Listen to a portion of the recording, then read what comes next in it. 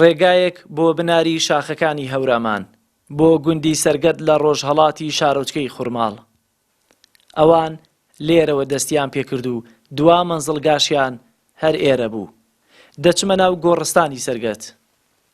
کاتێک نووسراوی سەر گۆڕەکان دەخوێنیتەوە، مێژووی خەباتی پڕ لە سەروەری سەرکردە و زانای مێزەر سپی و فەرماندە ئازاکانی جیهاد و خەباتی دینداری و کوردایەتی هەڵدەدەیتەوە. لێرەوە بەشێک لە مێژووی ڕابوونی ئیسلامی نووسراوەتەوە. لە گۆشەیەکی ئەم گۆڕستانەوە گۆڕی سەرکردە و پێشەوای ڕابوون و لە گۆشەیەکی ترەوە گۆڕی زانای مهاجیر و عەمامە سپی و لە گۆشەیەکی تریشەوە گۆڕی فەرماندەی جیهاد و خەبات دەبینرێت. مامۆستا چوار سفەتی بوو لە خەلیفەکانی ئیسلامە، چوار سفەت بوو، ئەویش تایە بوو. یەکەم سەداقەت، دووهەم عەدالەت و یەکسانی، سێهەم شەرم و حەیا، چوارەم شجاعەت. مامۆستا لە هەر شوێنە بووایە ئەو شوێنە بە ناوی ئەوە مەشهورە بوو. مامۆستا شێخ محەممەدی نەوێ، مامۆستا شێخ محەممەدی بەرزنجە، مامۆستا شێخ محەممەدی شانەدەری، مامۆستا شێخ محەممەدی سەرگەت.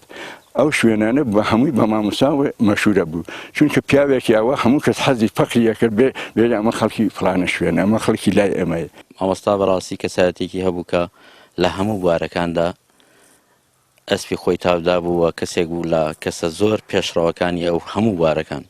ئەگەر قسە لەسەر کۆمەڵایەتی بوونی جەنابی مامۆستا بکەین، مامۆستا کەسێک بوو کە بواری کۆمەڵایەتی هیچ کەسی پێ ناگەیشت.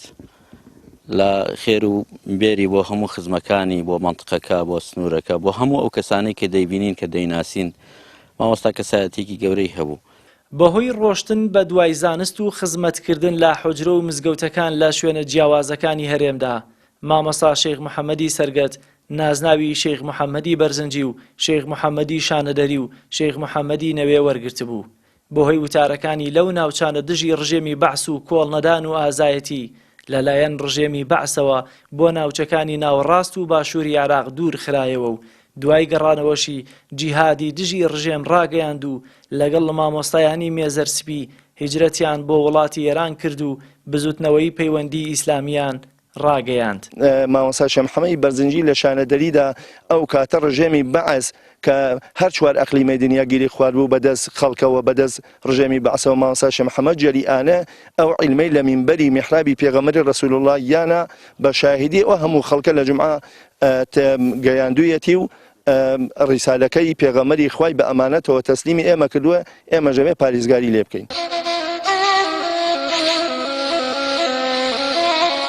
وەک چۆن لە ژیاندا لە ناو خەڵکی فەقیر و هەژار و خەڵکی خۆیاندا دەژیان، سەرکردەکانی ڕابوونی ئیسلامی گۆڕیشیان لە ناو گۆڕستانی خەڵکی فەقیر و هەژار و خەڵکی خۆیاندایە بە پێچەوانەی زۆرێک لە بەرپرسەکان کە لە دوای مردنیان گۆڕیان دەکرێتە مەرقەد و لە خەڵکی جیا دەکرێتەوە. دەرگای گۆڕستانی ئەم سەرکردانە ئێستا واڵایە بەسەر خەڵکیدا و تەنها شتێکیش پێویستیان پێیەتی دوعای خەیر و ناردنی ڕەحمەتێکە بۆ گیانی پاکیان. جەلال محەممەد، کەناڵی ئاسمانی پەیام، گوندی سەرگەت، ناوچەی هەورامان.